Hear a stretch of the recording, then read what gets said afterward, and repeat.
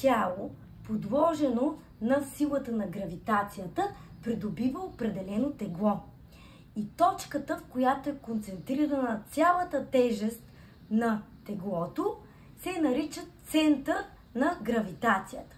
Т.е. точката, около която теглото, т.е. силата на гравитацията, е еднаква от всякъде.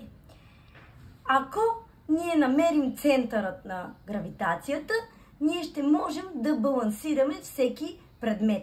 По този начин и ние самите не падаме.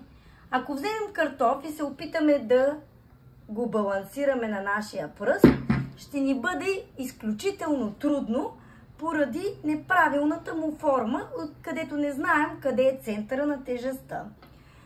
Но имайте предвид, че центърът на тежестта се променя, прилагайки различно тегло.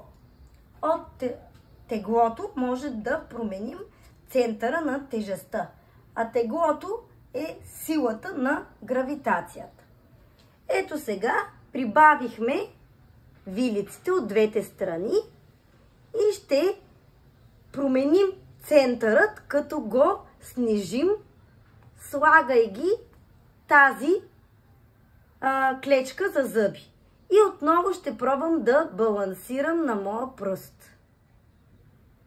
Ето, виждате, вече можем да балансираме картофа, когато приложихме теглото от двете вилици също да въздейства.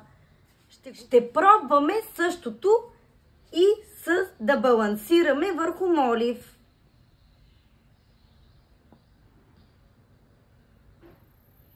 Ето виждате, отново успяваме.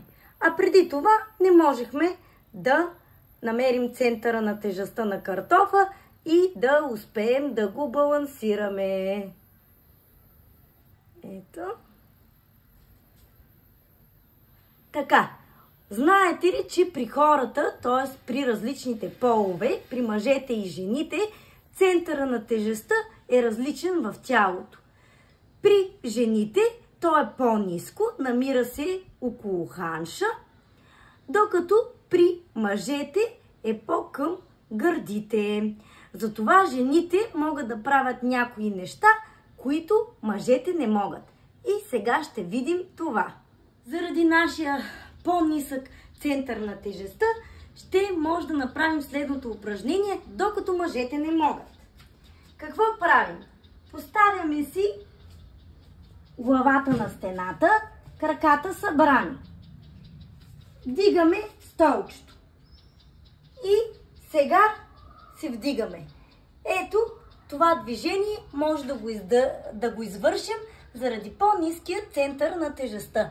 Докато сега ще видим дали мъж може да извърши това.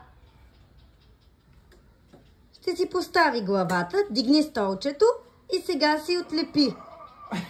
Не мога. Хайде, хайде. Ето, заради по-високия център на тежестта, мъжа не може да го извърши. Ще направим следващото упражнение. Ако застанем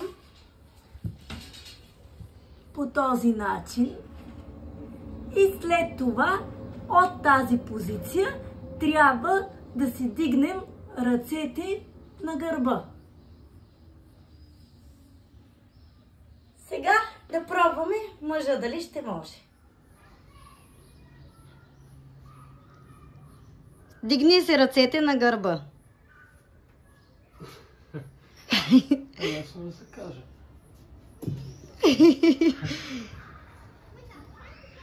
Пак? Няма да стане. Но сега ще видим как ще стане, като променим центъра на тежестта. Малко по-назад, Ани. Така, хайде пробвай.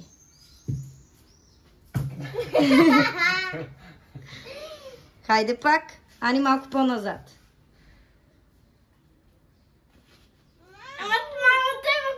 Ето! Браво! Ще видим дали възрастта оказва влияние. Ето, имаме мъжки пол, два индивида и ще проверим. Хайде, деца!